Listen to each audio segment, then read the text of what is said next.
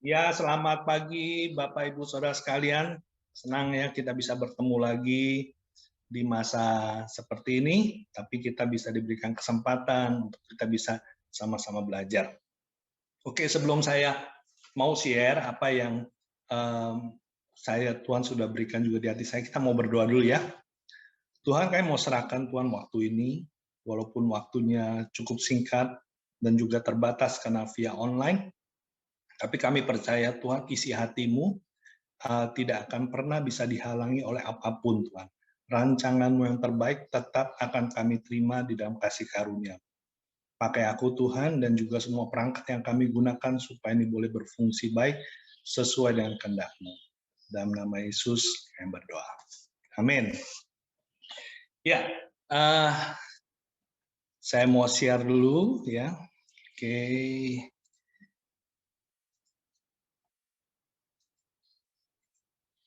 Ya, sudah terlihat ya.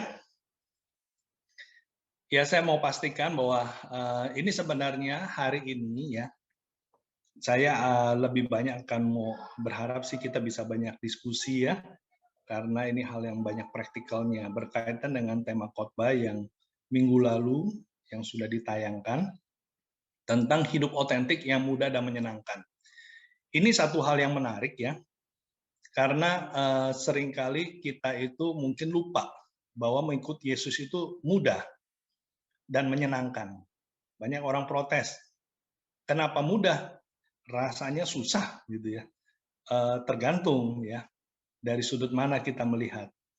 Kalau kita sudah berdiri sebagai anak kerajaan, anaknya Allah, tentu kita mudah melakukan kehendak Allah karena kita anaknya Allah. Dan kenapa menyenangkan? Kalau kita menyadari bahwa kita sudah manusia baru, tentu sangat menyenangkan untuk hidup kudus sesuai dengan firman Tuhan. Kecuali kalau kita berdiri di tempat yang berbeda. Nah, jadi saya sempat merenungkan bahwa ternyata kita mengevaluasi kekristenan kita, apakah kekristenan saya itu menyenangkan atau membosankan? Itu rasanya bisa menjadi satu tolok ukur yang simpel. Apakah sebenarnya saya itu sedang dalam jalan yang benar atau tidak? Ya, kalau kita menjalani kekristenan kita dengan penuh penderitaan, rasanya berbeban berat ya, kita perlu cek, kelihatannya kita salah jalan. Tapi kalau kita menjalani hari-hari kita, apapun kondisi kita, dengan happy, menyenangkan, ya, hati yang gembira adalah obat, ya, tentu kita tahu persis bahwa kita di dalam track yang benar. Oke, ini tentang soal hidup otentik. Saya mau tayangkan cuplikan ya dari role play dalam khotbah saya kemarin ya. Kita mau lihat ya cuplikannya.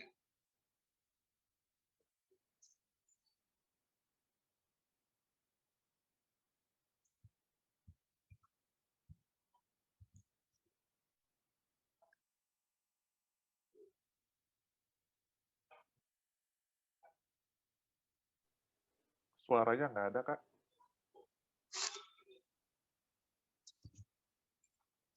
Maaf, nggak kelihatan? Suaranya nggak ada, Kak. Suaranya ya sebentar ya, saya kelihatannya saya perlu share-nya ini optimize. Oke. Oke.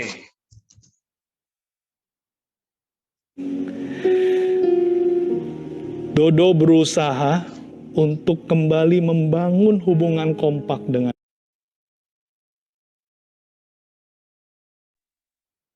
Didi. Tapi Didi masih mengenakan topeng, sehingga hubungan kompak tidak bisa terjadi. Kenapa? Karena masih ada dosa yang menghalangi hubungan mereka. Jadi Dodo, hubungan pribadi dengan Tuhan dia sudah beres. Dia bisa berdoa dengan bebas, secara pribadi. Tapi hubungan kompak masih belum bisa terjadi. Oke, jadi itu yang kita lihat ya dalam role play kemarin, ada Dodo dan Didi. Dua-duanya ya dalam sebagai teman kompak menerima kebenaran firman yang sama tentang otentik ya. Dan rasanya kita juga semua sudah banyak mendengar banyak pengajaran ya. Nah, di dalam segmen yang tadi ya, tapi ternyata tidak semudah itu. Seseorang terima kebenaran nggak membuat dia langsung berubah ya. Kita setuju soal itu ya. Jadi apa yang terjadi ya? Biasanya ini kalimat yang klise ya. Kalau kita ketemu benar kan ya, dalam kompak, gimana kabarnya kamu? Oh baik-baik saja, sehat-sehat saja, puji Tuhan ya. Ya, pokoknya semua dibilang baik ya. Karena ada satu false belief ya, saya juga dulu berpikir seperti itu. Jangan pernah berkata negatif ya. Karena perkataan negatif itu melemahkan iman. Ini ada sisi benarnya, tapi bahaya, hati-hati. Kadang-kadang demi untuk menutupi kelemahannya, dia nggak berani berkata yang sebenarnya. Ya, bagaimana kamu udah belajar otentik, kamu udah siap terbuka? Oh iya, saya siap terbuka. Sejak lahir saya terbuka. Luar biasa ya. Nah, tapi ternyata kita sadari bahwa tidak ada satu orang pun yang manusia yang benar-benar dia itu bisa jujur apa adanya 100%, kecuali Tuhan Yesus tentunya. Karena tentu ada banyak pemikiran, asumsi-asumsi. Ya. Nah, di dalam segmen yang saya angkat di dalam role play ya, ya tentu ada banyak asumsi muncul dalam pikirannya ya. Ya mungkin buat orang yang memang dirasa selama ini punya masalah, dia kepingin bercerita, ya pada saat dia mau bercerita, itu adalah keputusan yang paling penting ya. Karena untuk dia bisa bicara aja, itu perlu kita hargai. Nah, saya juga sering bersikap dengan tidak tepat. Pada saat ada orang ya, orang yang saya muridkan atau di komsel ya, mengkompak, mereka mau bercerita, atau bahkan istri saya ya, karena istri atau suami kita kan teman kompak yang paling inti ya, dan bersama dengan anak-anak kita. Pada saat istri saya mau cerita ya, di otak saya udah muncul asumsi ini. Wah, dia pasti akan cerita begini lagi. Kemarin dia kan udah ribut kan sama temannya. Ini sekarang lagi ngomongnya pasti akan nyambung, ributnya belum selesai. Banyak asumsi ya, banyak pikiran-pikiran. Nah, jadi kemudian juga buat orang yang mau bercerita ya, pada saat dia mau bercerita pun ya, dia sedang berjuang ya. Melawan apa? Melawan banyak asumsi kan ya. Aku kalau ngomong nanti gimana katanya. Aku kalau ngomong jangan-jangan aku akan dijudge. Jangan-jangan aku dihakimi ya.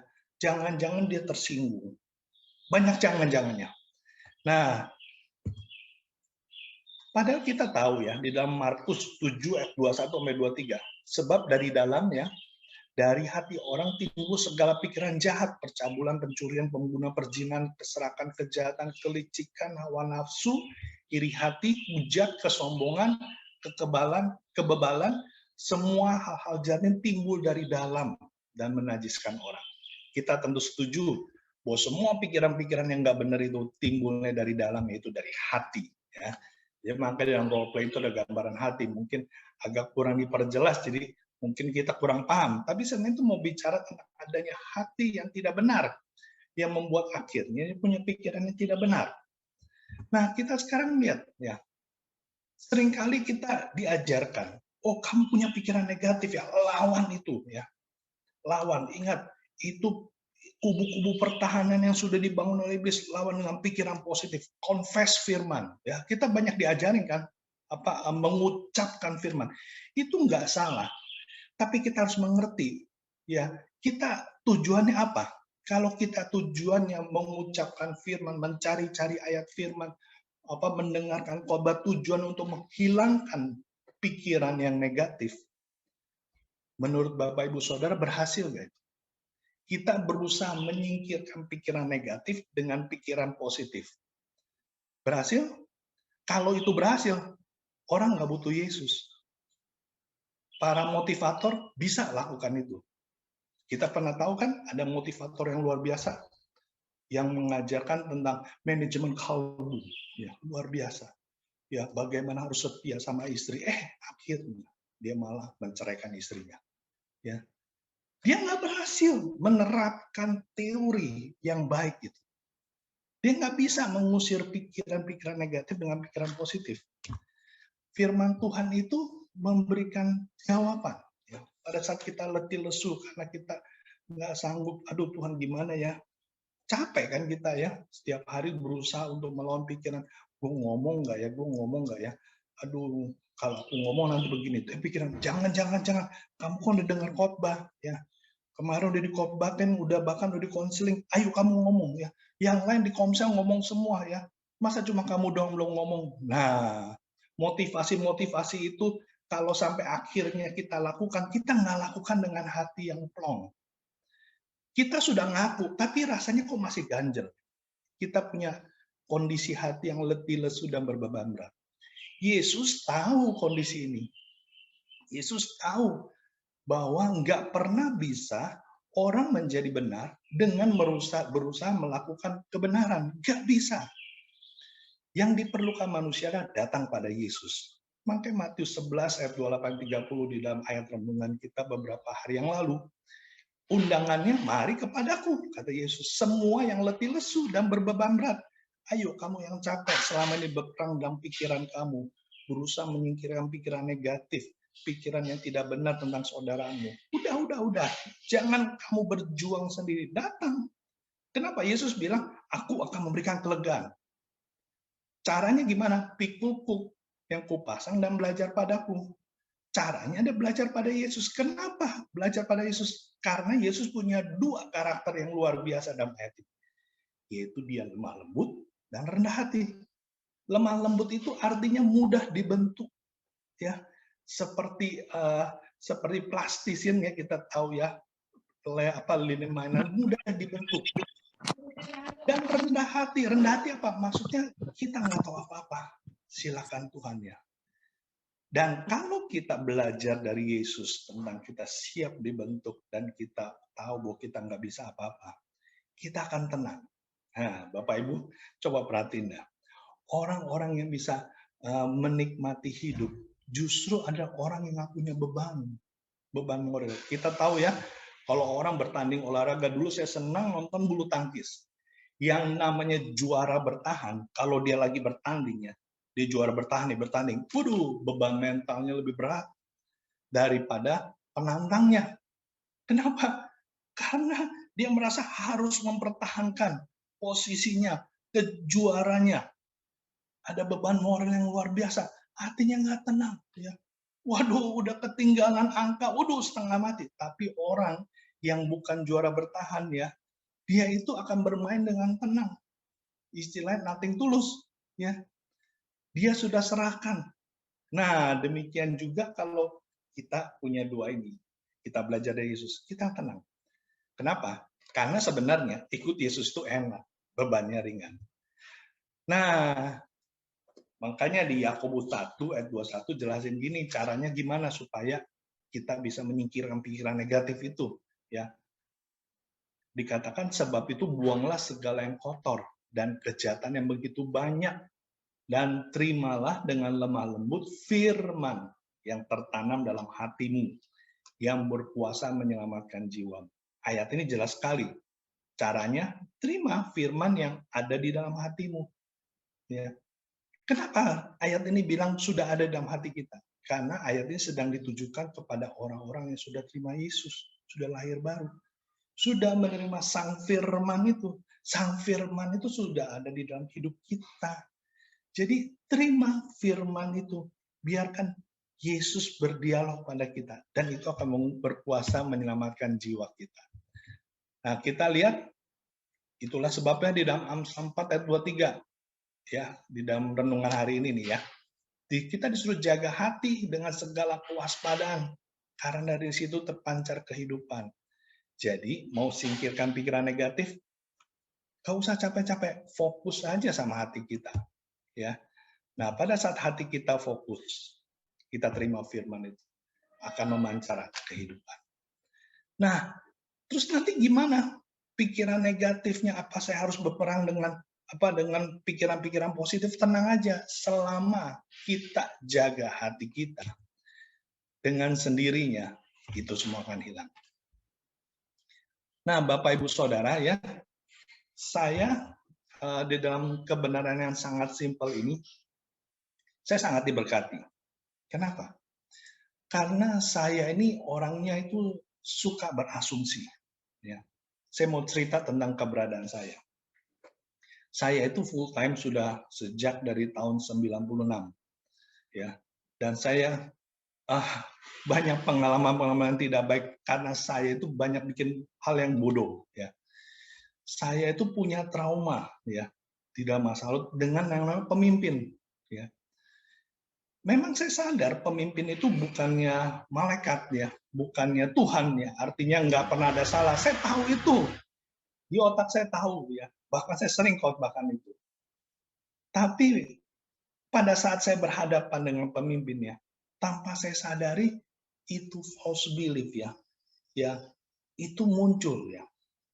Jadi setiap kali kalau ketemu sama pemimpin ya, saya langsung itu jujur ya, langsung ngomong, oh iya iya iya, saya bisa lakukan begini ya. Wah hebat kan, saya langsung otentik kan, saya menceritakan kesalahan saya, kegagalan saya kepada pemimpin saya. Tapi perhatikan motivasinya apa? Motivasinya supaya saya tetap masuk di dalam hitungan dari pemimpin saya bahwa saya bertumbuh. Jadi seringkali orang itu kalau dia itu terbuka, otentik, bisa jadi punya agenda tertentu, agenda tersembunyi. Seperti saya punya agenda tersembunyi. Kenapa saya terbuka begitu gampangnya? Supaya saya ini bisa dianggap sebagai pemimpin yang rohani. Ya kan, karena kita harus hidup otentik. Oke, otentik. Tapi punya maksud tujuan tertentu. Nah, padahal ya, yang namanya keterbukaan ya, kita kalau mengikuti keinginan kita, akhirnya itu cuma menjadi sebuah alat untuk justru kita itu semakin jauh dari Tuhan. Saya sadar sampai akhirnya saya menyadari bahwa saya itu punya kesalahan di dalam masalah otentik keterbukaan. Karena saya justru menggunakan keterbukaan saya untuk keuntungan saya. Padahal keterbukaan otentik itu tujuannya sebenarnya satu, supaya kita melakukan kehendak Tuhan. Nah, setelah saya itu periksa hati saya dan saya mengalami pemulihan lewat transformasi hati karena saya punya trauma-trauma masa lalu. Dari situlah saya akhirnya mulai bisa mendengar apa yang Tuhan ngomong di hati saya. Nah, sekarang kalau saya mau terbuka, otentik, saya itu adalah terbuka dengan apa yang Tuhan katakan di hati saya. Saya nggak akan terbuka ngomong semua keberadaan saya kepada semua orang. Ya tentu tidak. Karena belum tentu itu yang Tuhan mau.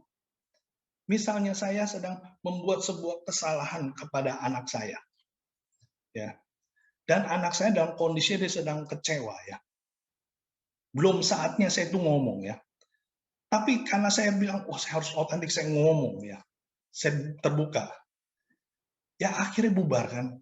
Kita tentu banyak dengar cerita di masa-masa lalu ya. Banyak para pria ikut camp pria sejati. Wah, disadari bertobat, sadar dosa, selingkuh segala macam. Wah, dia akui di camp. Terus udah itu ditantang, ayo pulang ngaku sama istri. Ngaku sama istri. Ada juga tuh yang gara-gara ngaku sama istri malah justru jadi cerai. Ya. Dan dia komplain sama pembinanya. Kak, gimana Pak? Saya sudah belajar otentik, jujur sama istri saya tentang dosa saya, kok malah akhirnya jadi gini? Pertanyaannya, dia itu otentik karena apa? Karena disuruh oleh pemimpinnya, oleh si pengkhotbah, atau karena Tuhan yang suruh? Hanya Tuhan yang tahu kapan dan bagaimana kita harus terbuka. Jadi orang itu, pria itu, bisa jadi dia itu nggak belajar dengar suara Tuhan.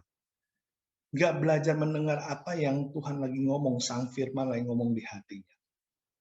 Mungkin kalau dia dengar ya, dia nggak akan terbuka langsung sama istrinya. Karena mungkin Tuhan bilang, jangan, belum waktunya. Nah, jadi ternyata buat kita mengaku atau otentik, kita perlu mendengar apa yang Tuhan ngomong di hati kita. Terus bagaimana dengan saat kita lagi mendengar teman kita lagi mau ngomong, lagi mau terbuka, lagi mau otentik? Hati-hati loh Bapak Ibu Saudara ya. Seperti gambar tadi, seperti kisah segmen tadi ya, Dodo dan Didi yang dalam khotbah ya.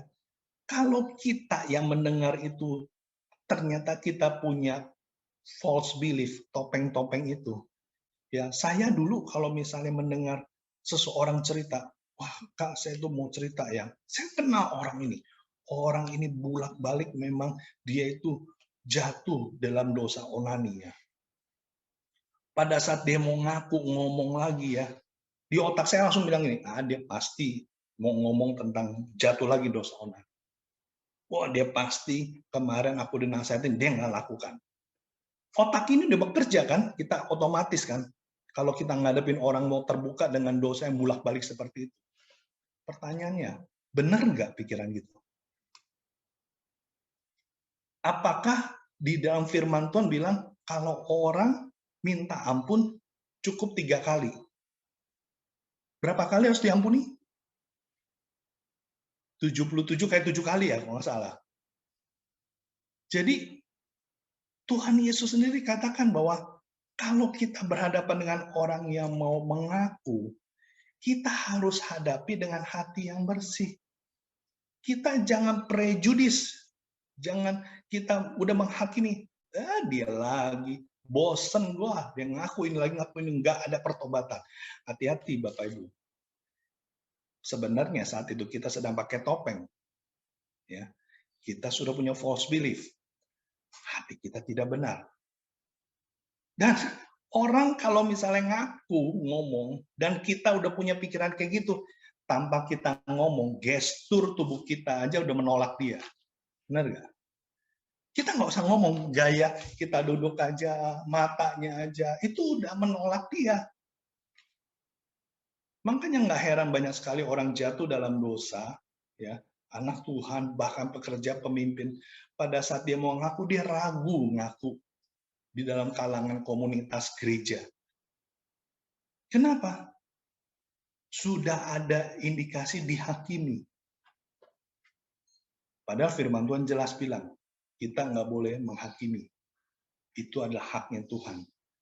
Kenapa kita jadi cenderung menghakimi seseorang yang mengaku? Karena kita nggak cek hati kita. Saya belajar dari banyak kesalahan. Saya banyak mengecewakan banyak orang. Tapi saya belajar akhirnya, Tuhan, aku sadar, aku nggak bisa ngandelin otak pikiran. Aku harus ngandelin Roh Kudus di dalam hati. Sering orang bilang, oh kita kan harus pembaruan akal budi. Betul pembaruan akal budi. Tapi pertanyaannya, standarnya dari mana budimu dibarui? Kalau budimu dibarui, standarnya dari pikiran juga, ya itu nggak ada beda seperti gambar tadi. Standarnya itu harus di hati. Karena Amsal katakan 4 ayat 23, yang jadi sumber kehidupan adalah hati, bukannya pikiran. Jadi gunakan hati kita sebagai standar memperbarui pikiran kita. Itulah yang akan membawa kita hari demi hari dituntun oleh Roh Kudus. Dan tahu nggak Bapak Ibu Saudara, kalau kita melayani orang dengan mengandalkan Tuhan, itu mudah dan menyenangkan. Kenapa? Karena saya sering pada saat saya konseling orang ya, memuridkan seseorang, membina ya, dia punya masalah ya. Saya itu kalau mau pertemuan pemuritan atau dan sebagainya, ya konseling ya, saya nggak persiapkan, wah saya buka catatan saya tentang dia, ya wah saya buka bahan-bahannya. Kalau Tuhan nggak suruh ya, saya nggak lakukan itu. Kecuali kalau Tuhan ingatin, buka catatan. Oke. Tapi kalau Tuhan nggak suruh, yang saya lakukan, saya pastikan hati saya benar di hadapan Tuhan. Nah, seringkali pada saat saya bertemu dengan orang itu ya, pada saat saya video call ya, Roh Kudus tuntun, ini dia. Saya diingetin firman. Saya diingetin kebenaran di dalam pelajaran tentang transformasi hati lah, pemulihan hati Bapak segala macam. Roh Kudus ingatkan. Dan itu mengalir dengan sendirinya. Dan setelah selesai, saya senang. Kenapa? Saya itu hanya jadi alat. Ya, Bapak Ibu Saudara, kalau misalnya kita punya pensil ya, atau pulpen ya, kalau misalnya pensil ini bisa ngomong ya, kira-kira dia pusing nggak? Aduh, gue mesti nulis apa ya hari ini? Nggak perlu kan? Jadi pulpen atau pensil itu nggak perlu pusing. Yang pusing siapa? Yang nulis. Kita siap nggak jadi pulpennya Tuhan? Siap nggak jadi pensilnya Tuhan? Biarkan kita dipakai menjadi perangkat. Caranya gimana? Dengar hati kita. Ya. Ada yang bilang, aduh Pak, itu sangat teoritis, sangat ngeroh, susah sekali. Mendengar suara Tuhan, mendengar suara Roh Kudus, aduh susah sekali. Jangan yang susah-susah. Bapak Ibu Saudara sekalian, kalau kita sudah menjadi anak Allah, Roh Allah itu ada dalam hati kita. Artinya kita punya DNA yang sama dengan Allah. Kalau kita adalah anak Allah, masa sih kita susah mendengar suara Bapak kita? Ya, kalau kita adalah manusia nih, masa sih kita sulit mendengar bahasa manusia? Ya, kecuali kalau misalnya seekor kera, seekor anjing, dia susah mendengar bahasa manusia karena DNA-nya beda. Tapi kita adalah anak Allah, punya DNA yang sama. Kita pasti mudah. Saya banyak belajar bagaimana saya belajar seperti anak kecil. Makanya hari ini saya pakai kaos pembina Kega Warrior ya. Kenapa? Karena saya mau ingatkan bahwa seperti Yesus katakan, belajar seperti anak kecil. Maksudnya apa? Belajar polos di hadapan Tuhan. Dengar, seperti ya, di dalam renungan di Amsal 4, ya. Dikatakan dengar, lihat, lakukan. Ya. Nah, memang kita perlu banyak belajar hal ini. Inilah yang dibilang kita sedang bertumbuh dalam iman. Jadi Bapak Ibu Saudara sekalian ya, kalau bicara rahasia utamanya apa sih yang mau saya bagikan dalam Ekubing Kompak ini? Simple. Pertama, satu, pastikan kita menyadari pada saat kita sedang membangun kehidupan autentik, itu urusannya pertama adalah di hati. Bukan seberapa banyak pengetahuan kita tahu, bukan. Hati kita. Dan kemudian kedua, kita siap gak mensubmitkan ya segala keputusan dan tindakan kita kepada apa yang Tuhan ngomong di hati. Siap itu gak? Siap gak kita itu mengabaikan teori-teori demi ngikutin apa yang Tuhan kasih? Dan berita baiknya, apa yang Roh Kudus katakan nggak pernah bertentangan dengan apa yang diberikan pada hamba-hambanya lewat kebenaran-kebenaran firman yang kita dengar. Cuma dia akan tahu mana yang perlu kita lakukan, mana yang belum. Nah, kalau kita siap, kita jalankan kehidupan kita dalam keluarga ya, dengan teman kompak kita, suami istri kita, dengan anak kita, dengan teman-teman kita, teman kompak kita di komsel, ya di gereja, jemaat lokal, di pekerjaan, di tetangga, dimanapun, saya percaya kita bisa menjalani dengan mudah dan menyenangkan. Oke, rasanya itu saja ya yang saya mau coba bagikan. Mungkin akan lebih menarik kalau ada tanya jawab. Silakan. Silakan Steffi. Baik, thank you Pak Yusuf. Kita sudah mendengar banyak hal ya, banyak sekali hal-hal yang bisa kita pelajari untuk tentang hidup otentik. Dan juga saya merumuskan tadi kan Kak Yusuf udah bagiin ada beberapa poin tentang rasio utamanya. Yang pertama tadi Kak Yusuf bilang urusan itu tentang hati sebenarnya, bukan seberapa kita banyak tahu gitu kan. Percuma banyak tahu tapi akhirnya jadi menghakimi orang lain gitu kan, jadi false belief. Yang kedua ya kita harus submit hati kita kepada suara Tuhan gitu. Seringkali ya kita mungkin punya pengetahuan sendiri, akhirnya ya kita jadi so tahu gitu kan. Dan ya kabar gembira tadi Kak Yusuf juga udah sampaikan ya, Roh Kudus itu ketika berbicara itu tidak pernah bertentangan dengan apa yang dia sudah sampaikan di firman Tuhan.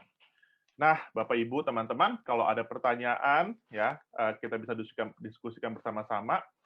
Bisa langsung kalau misalnya mau ketik di kolom chat juga bisa, atau mau bertanya langsung juga saya persilakan. Bisa unmute aja, Bapak Ibu.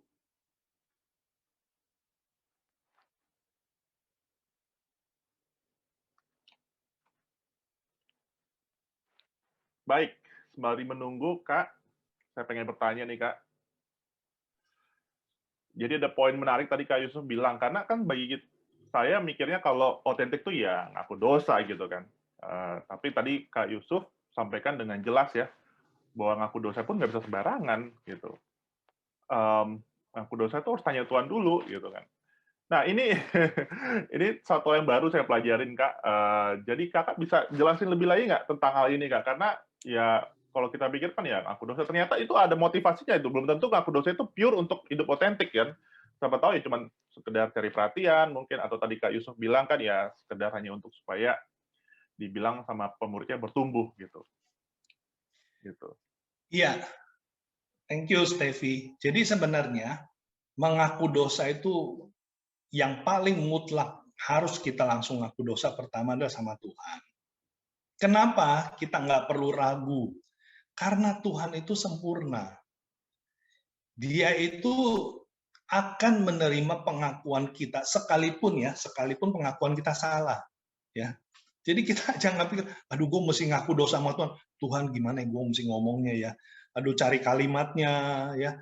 Jangan aku nggak mau ngaku dosa. Kenapa? Karena besok bakalan gue jatuh lagi. Udah merencanakan jatuh lagi. Gitu ya.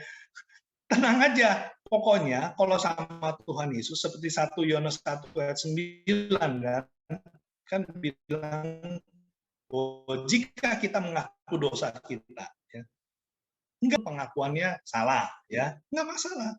Kenapa? Karena Tuhan itu adalah Bapa kita. Itu jadi pertama kalau ngaku dosa sama Tuhan enggak usah pusing, ngomong aja. Nah tapi kalau urusannya ngaku sama orang, karena masalahnya orang itu kan enggak sempurna. Orang itu juga punya kelemahan. Siapa yang tahu pengakuan kita ini sebenarnya membuat dia diberkati atau malah sebaliknya? Dan apakah pengakuan kita ini justru akan mendapatkan respon yang membuat kita istilahnya didukung karena pertobatan kita atau malah sebaliknya? Kan gitu ya. Saya percaya loh Bapak Ibu kalau kita belajar dengar suara Tuhan, kita bisa lebih berkurang masuk ke dalam kondisi kita dihakimi. Kenapa? Roh Kudus itu tahu kita sedang berhadapan dengan orang yang siap menghakimi kita atau orang yang tulus. Kita nggak tahu kan muka senyum-senyum sih bisa aja. Seperti saya kan, istri saya kan sering sebel, muka senyum-senyum terus gitu ya. Muka senyum itu nggak menggambarkan hati baik loh. Banyak topeng-topeng itu kan senyum semua kan. Nah, jadi istilahnya belajar tanya sama Roh Kudus, kok nggak kita rugi sendiri. Kita terbuka sampai bercucuran air mata. Ternyata orang pemimpin teman kompak kita, dia itu ternyata sudah prejudis. Ya. Jawabannya bukannya, wah luar biasa, bukan. Oh gitu ya. Nah, bayangin kita yang ngaku dan nangis-nangis, dia cuma bilang, Terus, aduh, rasanya kan yang kita yang ngaku dosa itu, besok-besok kayaknya gue nggak bakalan lagi. Bener nggak? Itu meruntuhkan ya semangat pertobatan kita. Tenang aja Bapak Ibu Saudara. Allah itu tahu batas mana kita itu kuat menghadapi orang-orang tertentu. Dia pasti ingetin kita. Gitu, Steffi. Baik, Kak. Jadi sebenarnya untuk kita hidup otentik pun itu sebenarnya bisa memberkati buat orang lain ya. Karena kalau kita tidak otentik, pasti akan ada false belief ketika kita melayani orang lain. Betul nggak, Kak? Iya. Ya, baik. Dan repotnya, Steph, kalau misalnya kita terbiasa mengaku dosa otentik itu sebagai sebuah mekanisme, ya, karena aku sudah berbuat dosa, aku bertobat, aku harus ngaku kepada teman kompak saya. Itu kan mekanis banget kan? Bisa nggak pandang lu dosanya apa, kondisi teman pemurid atau teman kompak lu, pokoknya lu mesti ngaku. Itu mekanis sekali, ya. Nah, padahal kita ini bukannya robot yang bisa diprogram hari ini A akan A terus, enggak. Ya, ingat loh, teman kompak, pemurid kita, bahkan pemimpin kita masih manusia yang bisa punya kelemahan ya. Nah, kalau misalnya kita mekanis, kita ngomong, udah plong kan, rasanya kan kita kalau misalnya melakukan sebuah tugas, menyelesaikan, ada rasa plong.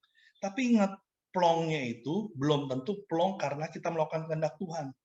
Ya, kita kan kalau kerja udah bisa selesaiin tugas dari bos kan rasanya plong kan. Nah, kurang lebih seperti itu. Aku udah plong, kenapa? Gue udah terbuka kok. Ya. Padahal tujuan otentik itu bukan untuk itu. Karena belum tentu keterbukaan itu membangun. Lah gara-gara gue terbuka, akhirnya teman kompak gue jadi itu misalnya kayak gini ya. Saya punya teman kompak, pemurid ya, saya itu tersinggung dengan kata-kata yang kasar. Terus saya mau terbuka, saya mau ngomong, saya tersinggung. Kak, saya mau ngomong, Kak. Saya itu tersinggung dengan kata-kata kakak kemarin. Lah, kalau dia, pemurid saya atau teman kompak saya dalam kondisi yang baik, dia tentu akan terima, langsung introspeksi diri kan. Aduh, terima kasih Yusuf, saya diberkati, saya mau bertobat. Tapi coba, kalau dia yang jaim, kurang ngajar nih orang. Udah capek-capek gue muridin, dia masih nganggap kayak gitu ya. Atau sebaliknya, dia orangnya terluka. Aduh, gue gagal ya jadi pemurid. Gue gagal jadi teman kompak. Ternyata kata-kata gue nggak membangun dia. Malah akhirnya dia jadi mundur gara-gara keterbukaan saya. Ya, jadi kita itu nggak bisa sembrono, ya, karena semua itu harus dalam pimpinan Tuhan. Ya, saya sering jumpai seperti itu. Akhirnya gara-gara keterbukaan dia dengan pemuridnya, tapi karena pemuridnya nggak siap juga dan memang bukan waktunya, akhirnya memang hubungan jadi renggang. Jadi basa-basi saja, formalitas saja hubungan kompak itu. Padahal sebenarnya kalau seseorang ngomong isi hati dan perasaannya, itu nggak salah. Ya, kita di dalam bimbingan pranikah ya, modul BPN-nya Abalov itu diajarkan bahwa kita mengungkapkan emosi kita, perasaan kita pada pasangan kita, itu nggak salah dan nggak boleh dihakimi. Itu adalah respon perasaan dia, silakan yang ngomong. Dan kita belajar empati. Oh seperti itu ya, kasihan juga ya lu ya. Gara-gara gue ngomong kemarin, gue templak dosa lu, lu langsung merasa seperti dilempar dari Monas ya. Kan gitu ya. Aduh, kasihan banget ya, rasa empati ya. Dan itulah sebenarnya akan menolong dia ya bisa sembuh. Karena dia sadar bahwa dia dalam keluarga, bukan di pengadilan. Beda ya, Stevie ya. Orang kalau ngaku dosa, dia itu dihakimi, dia berasa di pengadilan. Tapi kalau dia mengaku dosa dan itu diterima, dia berasa di keluarga. Nah, masalahnya kita di pengadilan atau di keluarga. Ya. Wow. Oke, wow, powerful banget ya. Jadi sebenarnya ya tergantung kita sebagai anak Tuhan ya. Kita harus peka tadi kan dengan suara Tuhan. Yang kedua, ya kita harus ciptakan bahwa suasana keluarga gitu kan, bukan sebagai penerimaan, bukan sebagai penghakiman gitu. Kembali lagi Bapak Ibu ya, kalau misalnya ada yang mau bertanya, boleh silakan. Bisa mungkin raise hand dulu atau langsung berbicara, silakan. Oke, dari Kak William, Pak Yusuf. Iya. Bagaimana dengan hati kita yang belum pulih pada saat kita jatuh? Nah, ini pertanyaan bagus nih. Kita harus menunggu pimpinan Tuhan atau Roh Kudus berbicara? Nggak ngaku dosa dong jadinya, gitu. Gimana, Kak? Ya, ini terima kasih William ya. Ini bagus ya. Jadi kalau misalnya kita jatuh, kan ini cerita dia jatuh ya, jatuh dalam dosa gitu ya. Nah, kalau dia jatuh dalam dosa, dengan dia sadar dia jatuh itu juga pekerjaan Roh Kudus kan. Kalau Roh Kudus nggak kerja, tentu dia nggak sadar bahwa dia sedang jatuh. Nah, sebenarnya kalau kita benar-benar bertobat, diingatin Tuhan ya, Roh Kudus tuh kerjanya itu nggak sepotong-sepotong. Oh, sekarang cuma untuk mempertobatkan dosa aja, udah. Nah, terus dia tunggu lu nanti minta gue ke bagian kedua, gue baru lakukan. Nggak gitu lagi. Ya, pada saat kita itu bertobat dari dosa, itu ibaratnya tanggul yang membatasi mata air dari hati kita itu diangkat. Aliran langsung mengalir. Dengan sendirinya, Roh Kudus pasti akan ingatkan kita. Apakah kita harus ngaku atau tidak? Ngaku sekarang atau tunggu nanti? Itu Roh Kudus yang akan atur. Jadi nggak bisa kita bikin metode. Kalau ngaku dosanya level A, ya itu harus segera ngaku. Level B, 1 minggu nggak apa-apa. Level C, ya kalau ditanya baru ngaku. Nggak bisa gitu, ya. Jadi memang pada saat orang bertobat dari dosa itu sebenarnya waktu yang terbaik. Kenapa? Karena hatinya remuk kan, seperti firman Tuhan bilang, persembahan hati yang remuk itu, itulah justru yang dikehendaki Allah. Dan saat itu Roh Kudus kerja. Roh Kudus akan bimbing kita. Ngikutin aja, cuma memang masalahnya kalau kita mau ngikut pimpinan Roh Kudus harus ngikut full. Bapak-bapak, ibu-ibu, kalau kita punya anak kan ya, kita ngajak dia jalan-jalan, kita gandeng dia tengah jalan, dia nggak mau, dia mau ke tempat lain, kan ngeselin kita kan, bener nggak? Nah, jadilah anak yang baik, biarkan tangan kita digandeng terus. Gitu, William, ada cukup jelas?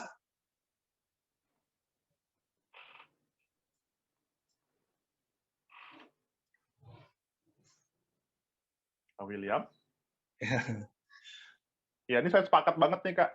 Saya sepakat banget. Karena kalau udah sadar, itu biasanya udah nggak tahan tuh. Untuk ini kan pasti diingetin terus tuh, Kak. Misal, ya pernah saya mengalami juga kan, ketika ngakuin salah, berdosa gitu kan, udah pulih, tapi sering diingetin gitu kan, ayo ngaku, kayaknya ngaku gitu kan. Jadi kayak ada rasa ketidaktahan gitu untuk bisa pulih gitu kan. Nah, Steffi bisa juga gini nih. Roh Kudus dorong kita untuk ngaku, kita ngomong ngaku, tapi masalahnya yang nggak siap itu pemurid kita atau teman kompak kita kan. Kita udah ngaku, ternyata dia itu ya responnya nggak seperti yang kita harapkan. Aduh, kita down. Pertanyaannya, apakah Roh Kudus salah? Tidak. Enggak. Roma 8 ayat 28 itu jadi jawabannya. Segala sesuatu berjalan untuk kebaikan, termasuk pada saat pengakuan kita tidak diresponi dengan seperti harapan kita. Ada rencana Allah yang baik. Apa sih rencana Allah yang baik? Rencananya adalah kita kalau udah ngaku dosa, jangan berharap kepada hal-hal yang ya istilahnya kita itu mendapatkan pujian ya, walaupun secara manusia betul-betul ya, tapi ada kalanya Tuhan ajarkan kita untuk udah, lu pokoknya sudah ngaku, serahkan itu ke tangan Tuhan ya. Karena kan kita seperti punya hak ya. Aku sudah menjalankan kewajiban pengakuan dosa. Sekarang mana hakku untuk dibela? Mana hakku untuk dihibur? Mana hakku untuk aku itu diayomi? Ya, dikembalikan fasilitasku kan gitu ya. Dikembalikan hak-hakku kan gitu ya. Wah, kok kita menagih hak sih? Lu kalau udah ngaku dosa aja, ngapain nuntut hak? Kan gitu ya. Emang ini jual beli?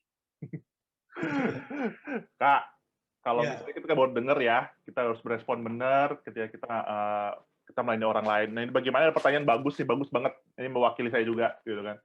Bagaimana sih, Kak, kalau misalnya kita baru sadar sekarang nih, gimana kalau kita baru ingetin, oh iya, kemarin ada orang sharing ngaku dosa, tapi respon kita salah. Nah, bagaimana sih memperbaiki hubungan yang renggang gitu, Kak, akibat keterbukaan kita atau kesalahan kita ketika kita mengkonseling orang gitu kan, yang mungkin menyinggung orang tersebut gitu. Apakah menunggu Roh Kudus bergerak? Gimana, Kak? Iya, sebenarnya sih pada saat kita sadar ya, oh gara-gara perkataanku, ya ini kan ceritanya kan saya sebagai yang pemurid yang mendengar teman kompak yang mendengar pengakuan dosa, terus saya responnya salah begitu ya. Bisa juga sebaliknya, Kak. Sebaliknya. Ya, bisa juga sebaliknya. Kalau kita ngaku menyinggung gitu kan, apa yang kita lakukan gitu kan. Iya.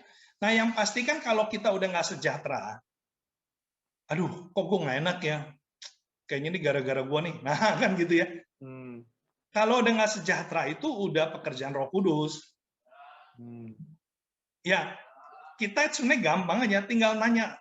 Kita hubungannya pribadi sama Tuhan. Langsung berkoram deo. Tuhan, kenapa ya Tuhan ya? Gue apa yang salah ya? Nah, kalau kita, saya percaya ya, kalau kita bertanya dengan hati yang tulus kepada Tuhan, kepada Roh Kudus, ini mungkin Bapak Ibu Saudara ya nggak masalah kita menyebut Tuhan, Tuhan Yesus, Allah Bapa atau Roh Kudus, nggak masalah ya. Jangan bilang, wah mesti nyebutnya itu Tuhan Yesus baru ditolong, kalau Allah Bapa enggak, Roh Kudus enggak ya. Kita mau doa apa sebut Allah Bapa, Tuhan Yesus, Roh Kudus, silakan ya.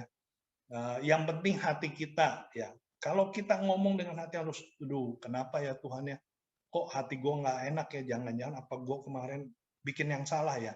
Nah, terus kita itu setelah ngomong seperti itu dengan hati yang tulus, pokoknya yang muncul di dalam pikiran dan hati, ya di hati kita ya, percayalah itu suara Tuhan.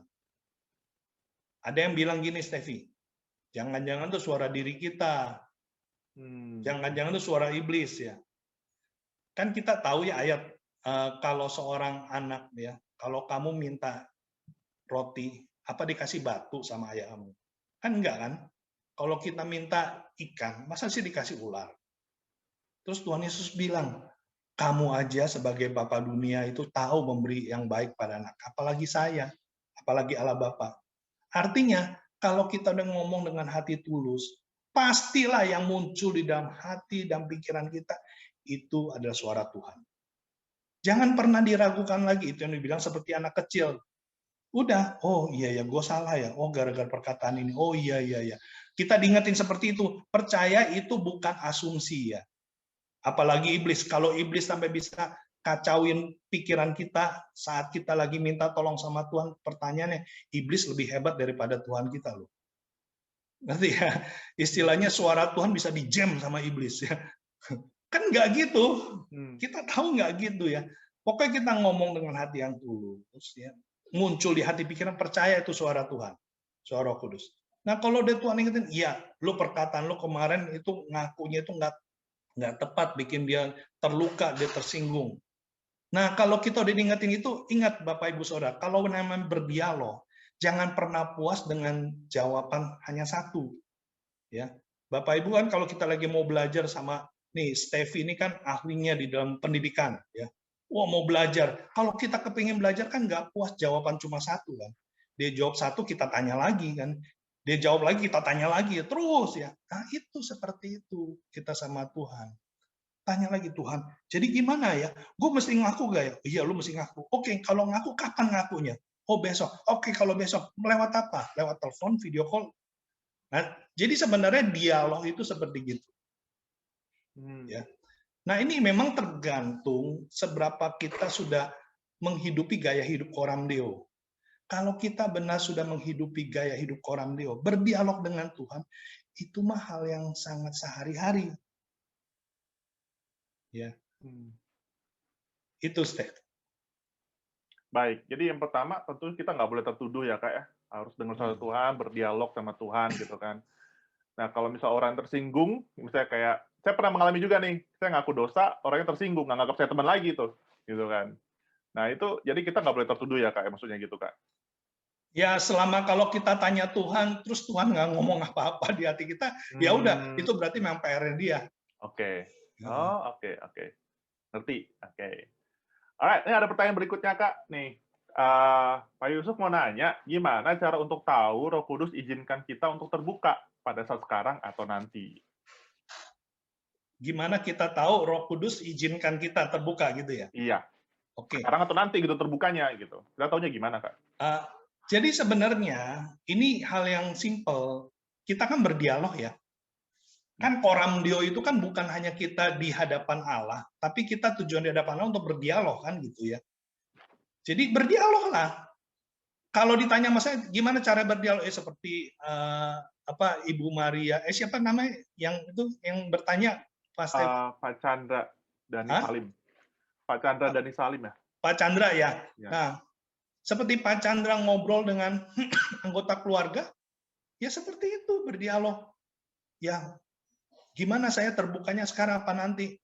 Ya, kalau kita cek aja di hati dan pikiran kita, kalau nggak ada dorongan, nggak ada muncul sesuatu yang mendorong kita untuk segera terbuka, ya sudah. Ada yang bilang kan gini, aduh resiko banget ya, ntar kalau perasaanku lebih kuat daripada Tuhan gimana? Pertanyaannya, emang perasaan kamu lebih kuat dari Tuhan? Tentu asalkan kita sudah menyerahkan hidup kita. Nah ini dia persembahan hidup ya. Asal kita berdoa dari hati yang tulus, Tuhan tolong dong, Tuhan gue nggak mau salah nih, tolong kasih tahu aku mesti ngaku sekarang apa nanti. Kita sudah ngomong dari hati kita ya. Percaya dong, kita minta roti, masa sih dikasih batu? Ya. Dan Tuhan paling sanggup bicara sama kita dengan cara yang paling kita bisa ngerti. Cara Tuhan bicara sama kita itu beda-beda. Setiap orang berbeda-beda. Nggak ada yang bilang, aduh saya mau seperti Kak Steffi itu ya, Kak Steffi dengan dapat suara Tuhan itu dari mimpi, saya mau mimpi. Kan gitu. Nggak gitu lah. Nggak bisa gitu ya, setiap orang beda-beda ya. Betul. Kembali gitu, ke dialog ya Kak ya? Ya. Ya. Oke. Nah, ada pertanyaan dari Bu Maria. Eh, Anda bilang terima kasih Kak Yusuf katanya. Iya. Bu Maria bertanya nih Kak, jika kita ngaku dosa atau kelemahan kita lewat doa korporat, apakah diperbolehkan? Nah ini bagus nih. Karena biasanya kita diajarkan doa superior di doa korporat. Gimana Kak? Ya, sekali lagi ya, Bu Maria atau Bapak Ibu yang lain ya, banyak sekali pengajaran benar dan bagus. Ya. Tapi kapan kita lakukannya, hanya Tuhan yang tahu. Ya, termasuk juga pengajaran tentang doa superior ya, doa peperangan ya. Kan kita ini ciptaannya Tuhan. Artinya yang tahu persis ya, apa yang harus kita lakukan di saat tertentu itu hanya Tuhan. Kalau tanya ke saya juga nggak tahu, saya bukan pencipta kamu. Jadi nggak ada seorang hamba Tuhan pun yang boleh menetapkan metode berlaku buat semua orang. Nggak boleh. Tidak ada. Ya. Kecuali ya, memang yang udah jelas ada dasar firman Tuhan ya, misalnya baptis, pertobatan itu sih yang kayak gitu-gitu memang sudah jelas ada dasar firman-nya. Tapi untuk soal kapan ngomong, kapan lakukan ini ya, kecuali kalau ada dasar firman-nya jelas ya ikuti karena ada dasar firman-nya. Ya. Baik, baik. Setuju. Oke, ini ada satu pertanyaan cukup panjang. Saya rangkum tadi ya pertanyaan. Jadi gimana kalau misalnya kita ngaku dosa di korporat, tadi Kak Yusuf dengan menjelaskan bahwa ya tergantung gitu kan. Jadi sebenarnya ya tergantung Tuhan ngomong apa gitu.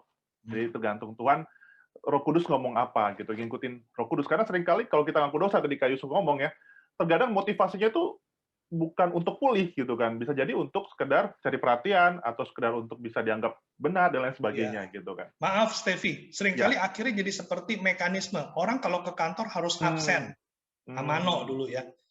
Orang kalau ikut mesbah koramil harus ngaku dosa, kan kayak gitu kan gitu ya. Padahal kan bukan itu. Yes. Bukan itu inti sebenarnya ngaku dosa gitu Kak ya sebenarnya. Ya. Oke, ini ada pertanyaan cukup menarik ya. Salam Kak Yusuf, saya Noldi dari Manado. Halo Kak Noldi. Izin bertanya, bagaimana menyikapi otentik dalam kompak? Nah, ada jiwa baru nih, jadi ada kasus, ada jiwa baru yang bergabung.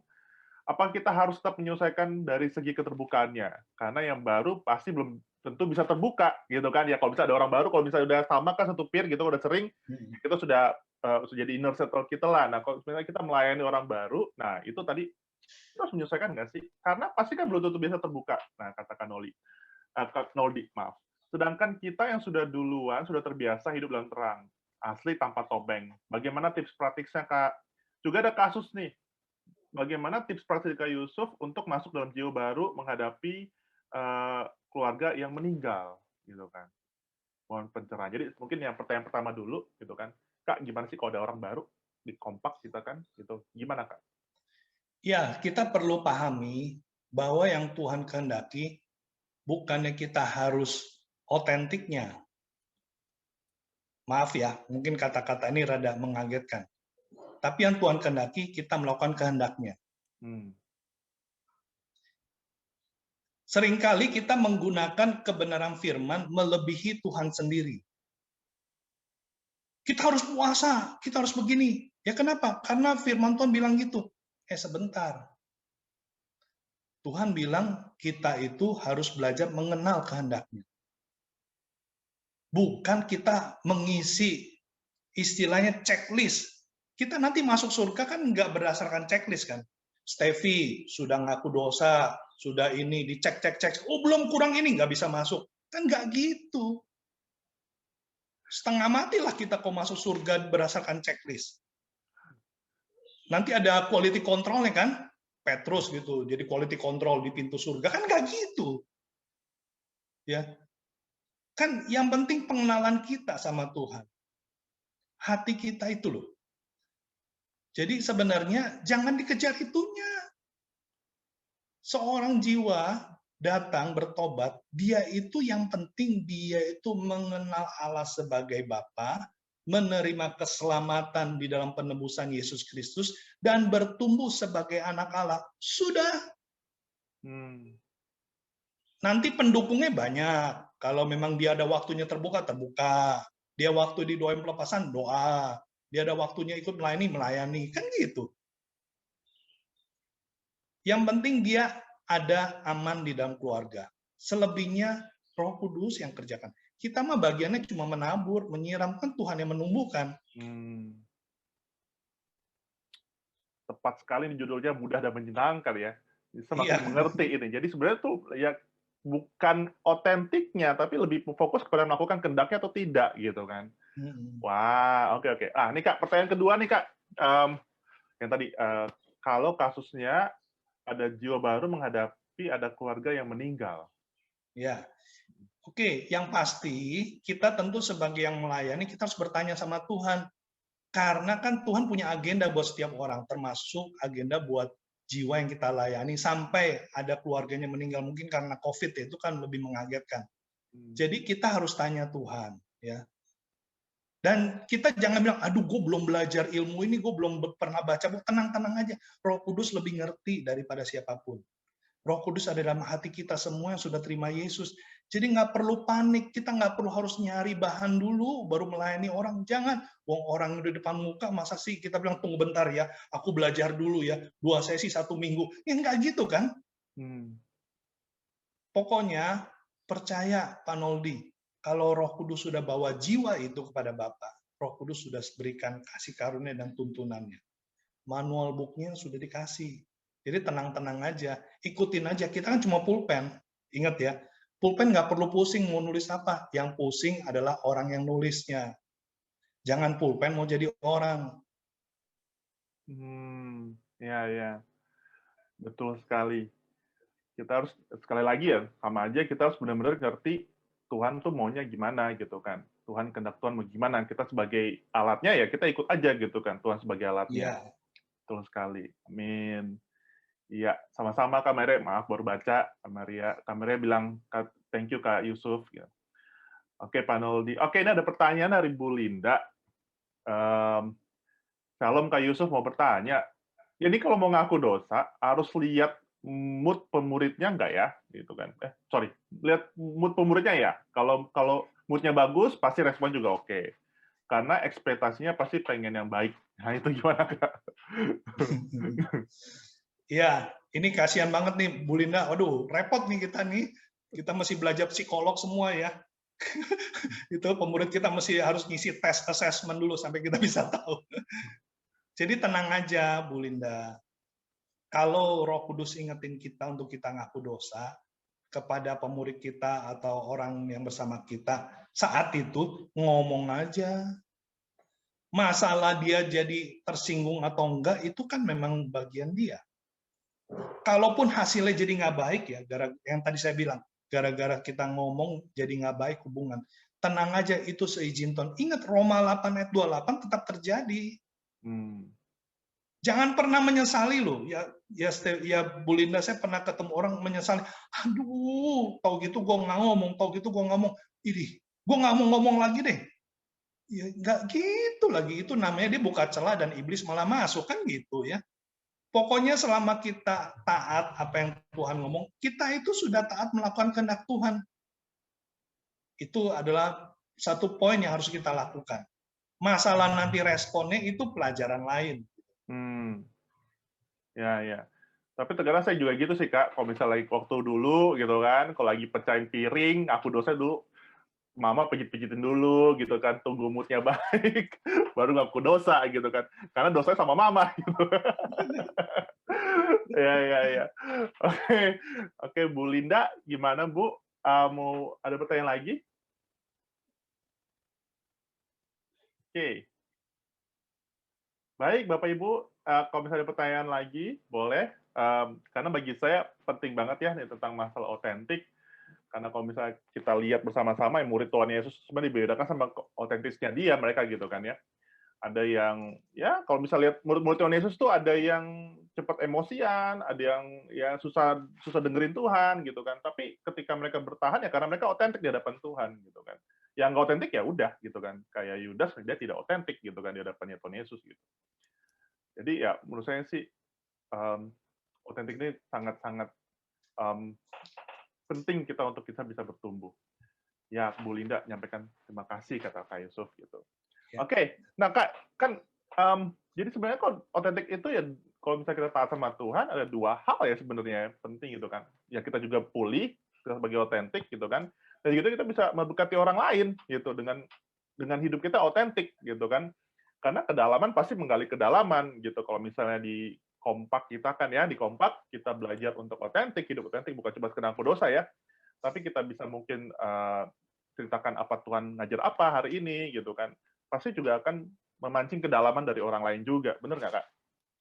Iya, betul. Tuhan bisa pakai itu seperti itu.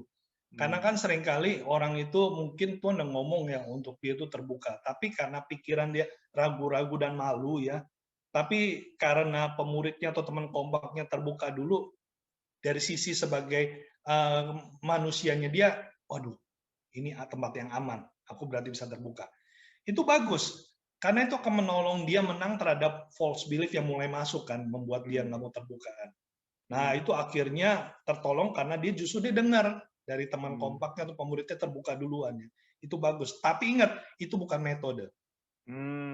Jangan bilang semua orang kita harus terbuka. Enggak. Banyak juga saya jumpai orang nggak perlu ada yang terbuka, dia langsung terbuka kok. Ya. Bahkan ada juga yang semua udah pada terbuka, dia tetap nggak mau terbuka. Banyak juga. Ya, jadi jangan pernah bikin metode. Yes. Karena kita seringkali tertuduh ya, mungkin kenapa ini orang nggak terbuka ya? Padahal kita udah cukup terbuka nih kan di kompak gitu kan Kak ya. Ya, karena kita fokus sama metodenya. Nah, seringkali gitu, gini, Steve, dia itu mungkin tapi yang kalian ngomong teman-teman yang ngomong itu dia renungkan pada saat dia tidur, dia renung. Ingat loh, perkataan kita akan masuk ke dalam pikiran dia. Jadi tenang-tenang aja, Roh Kudus akan pakai kata-kata kita kalau memang itu buat dia, Roh Kudus akan ingetin, tenang aja. Jadi kalau saya memuridkan orang, jadi tenang-tenang aja. Saya nggak pernah, aduh, tadi gue pemuridan kok dia kok atos banget yang mau bertobat ya. Wah, aku harus berdoa puasa. Ya ampun deh, kalau Tuhan nggak suruh, ngapain gue harus berdoa puasa buat dia? Ya. Ini sangat memberkati sih. Saya pribadi terberkati banget gitu kan. Karena seringkali saya tertuduh gitu kan. Jadi saya belajar baru nih gitu kan. Dan saya tertuduh gini kan di kompak gitu kan saya udah sharing banyak hal gitu kan. Tapi ya anaknya ya masih takut terbuka gitu. Iya. Ya gitu sih kayak terima kasih Kak Yusuf. Oke, ada pertanyaan lagi dari Bapak Ibu? Oke. Kalau nggak ada mungkin seperti yang sudah pada cukup jelas Kak dengan berbagai hal gitu kan. Nah kalau ya sangat terberkati, saya juga terberkati. Oke, kayak sudah cukup jelas kayaknya ya. Bapak Ibu teman-teman Kakak mungkin ada closing. Saya mau bacakan ini Bapak Ibu Saudara ya. Dari Amsal 3 ayat 5 sampai 7 ya. Tapi dari terjemahan The Passion Translation yang bahasa Indonesia. Ini menarik ya. Saya bacakan ya. Amsal 3 ayat 5 sampai 7. Percayalah kepada Tuhan sepenuhnya dan jangan bersandar pada pendapatmu sendiri. Dengan segenap hati bersandarlah padanya untuk menuntunmu. Maka Dia akan menuntunmu dalam setiap keputusan yang kamu ambil. Bergaullah erat dengan Dia dalam apapun yang kamu lakukan. Maka Dia akan menuntunmu kemanapun kamu pergi. Jangan berpikir sedikit pun bahwa kamu tahu segalanya, karena hikmat datang ketika kamu memuja Dia dengan pengabdian yang tulus dan menjauhi segala yang salah. Amin. Ya, kita mau doa ya, biar supaya kita sama-sama bertumbuh di dalam pimpinan Roh Kudus.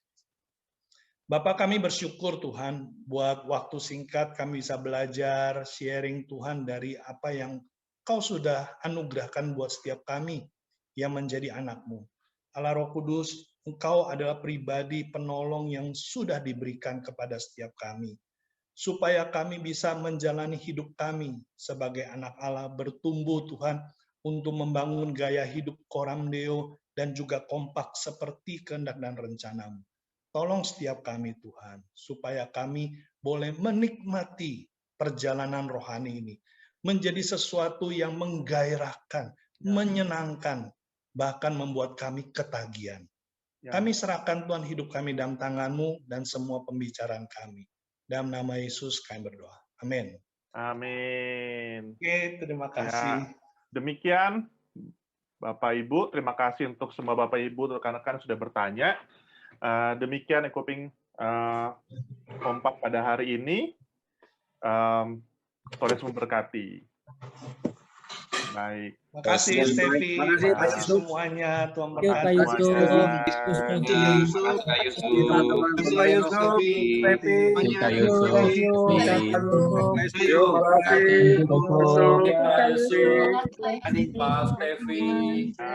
kasih.